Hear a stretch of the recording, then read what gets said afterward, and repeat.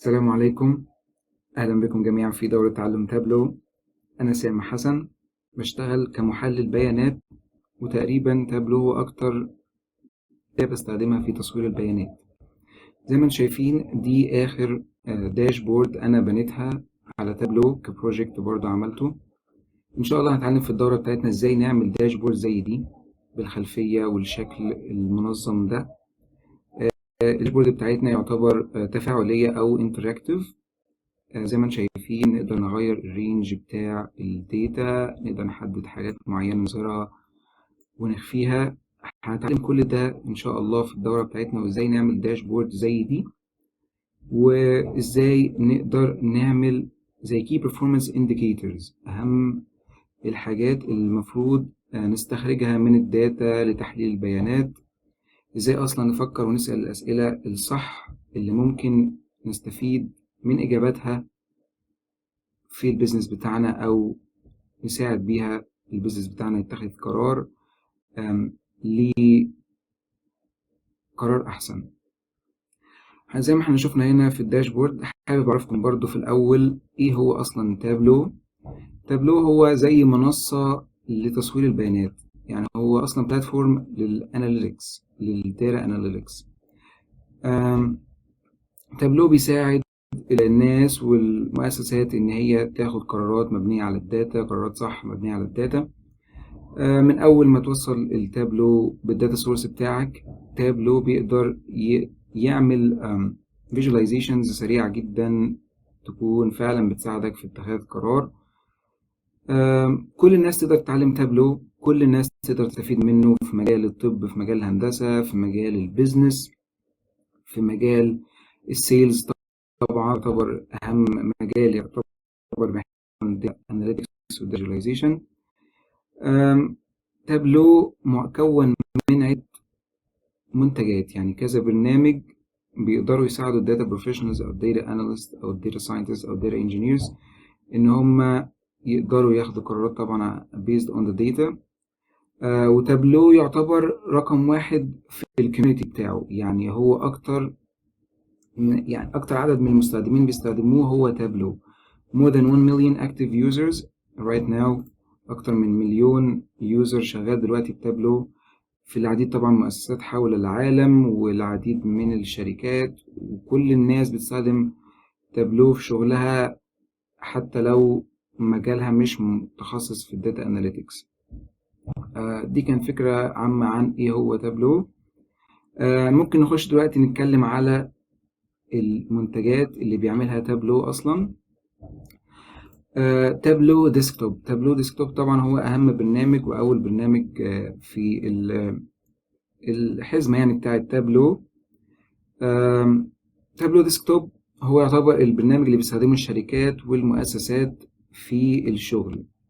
التابلو ديسكتوب بيقدمه ان هو يقدر يكونكت او يرتبط ب داتا سورسز كتيرة ومختلفة، يعني ممكن نوصله باكسل فايل، بسي اس في فايل، بداتابيز، سيكوال داتابيز، كلاود داتابيز، حتى لو جوجل شيتس. كلاود داتابيز اقدر اوصفها كمثال جوجل بيج كويري مثلا. تابلو ديسكتوب هو النسخة المدفوعة من تابلو، وفي نسخة فور فري هي اللي هنشتغل بيها ان شاء الله في الدورة بتاعتنا، اللي هي تابلو بابليك ديسكتوب. الفرق الرئيسي ما بين تابلو بابليك ديسكتوب اللي هي النسخة الفري وتابلو ديسكتوب، ان طبعا تابلو ديسكتوب نسخة مدفوعة، وهو تقريبا ثمنه حوالي $840 في السنة. تقريبا المعلومة دي كانت موجودة هنا، حابب برضه أعرفكم يعني. هو تقريبا $70 في الشهر، ويعتبر $840 لو ضربنا 70 في 12.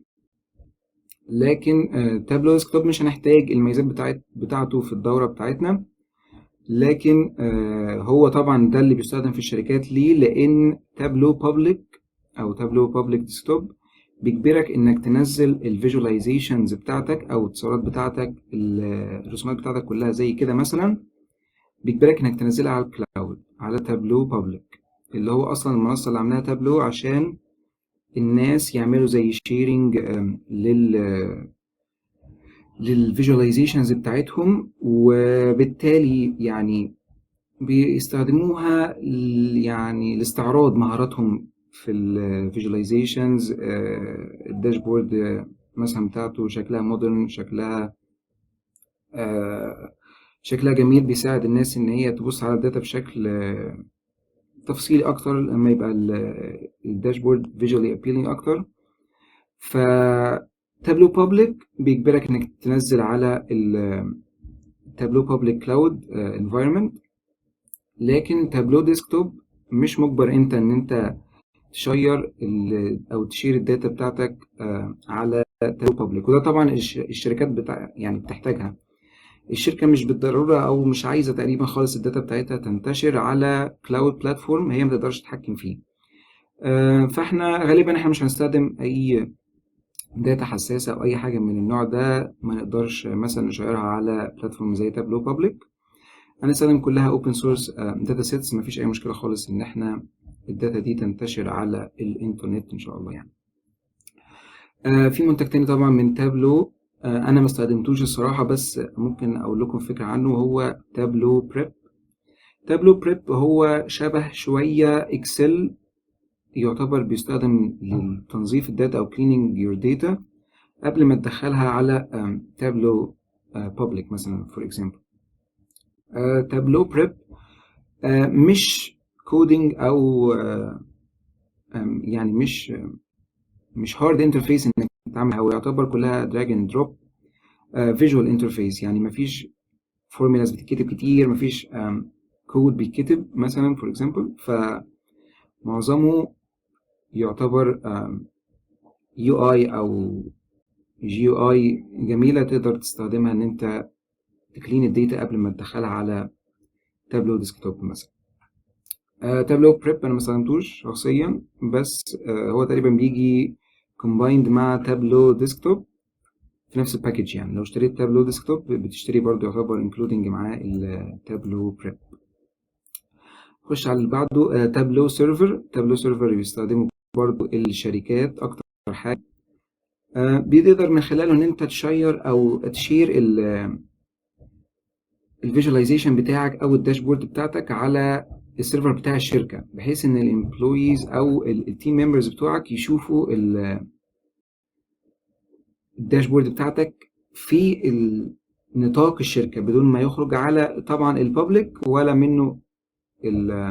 الداشبورد بتاعتك كونفايند مثلا الكمبيوتر بتاعك، لا انت تقدر تشوفها برضو على الليفل بتاع الشركه. كل الامبلويز كل السي اوز يقدروا يشوفوا الداشبورد بتاعتك، طبعا طريقه سكيور وبحيث ان المعلومات بتاعتك تبقى كلها جوه الشركه، مفيش اي مشاكل تحصل.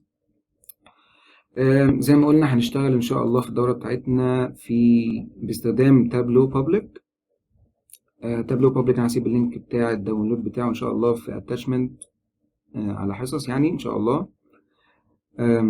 زي ما شايفين هو تابلو بابليك ده اللي هنستخدمه معظم الوقت، ومش هنحتاج قوي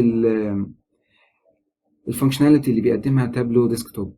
يعني معظم الشغل اللي هنشتغل فيه هيكون CSV او اكسل فايلز، فهيكون داتا نقدر نتعامل معها تابلو بابليك بكل سهوله.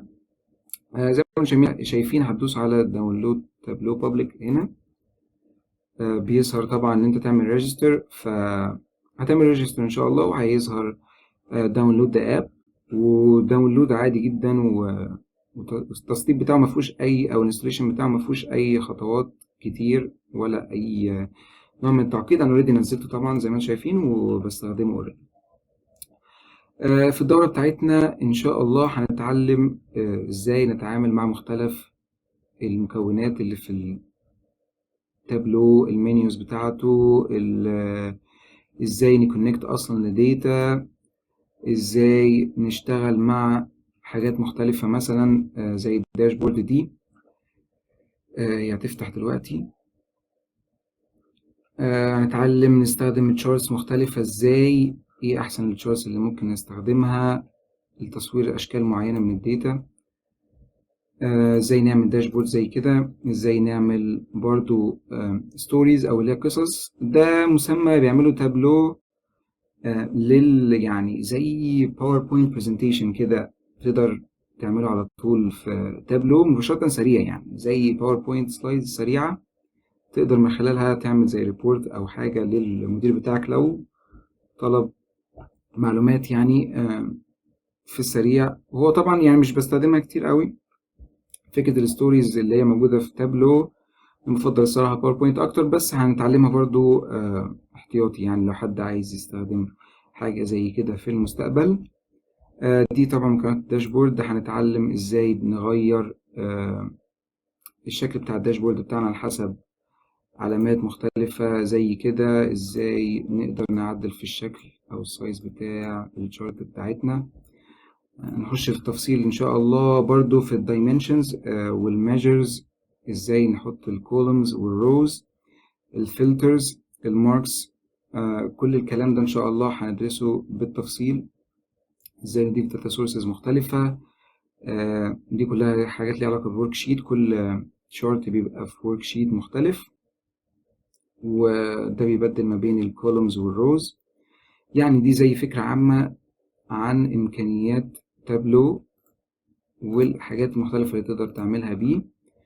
وإن شاء الله تستمتعوا في الدورة بتاعتنا ونتعلم إن شاء الله حاجات كتيرة. هتعلم حاجات كتير عن تحليل البيانات برضو باستخدام تابلو. يعني ناخد مقدمة برضو سريعة عن الإحصائيات اللي ممكن يستخدمها داتا اناليست في حياته عامة أو في شغله. وهنتعلم برضو حاجات مختلفة عن ازاي نخلي الداشبورد بتاعتنا appealing أو شكلها مودرن، يكون ما فيهاش تفاصيل كتيرة قوي بحيث ان ممكن ما يفهمهاش كل الناس، ولا برضو يكون فيها تفاصيل قليلة جدا لدرجة ان ممكن يكون الشارت بتاعك او الشكل الرسم البياني بتاعك مش اصلا مدي معلومات كافية للناس اللي شايفة الفيجواليزيشن بتاعك. فهنتعلم كل ده ان شاء الله في الدورة بتاعتنا، واشوفكم ان شاء الله في الفيديو الجاي. ارجو انكم تكونوا اتعلمتوا حاجة جديدة في الفيديو ده. وبس كده، السلام عليكم، شكرا.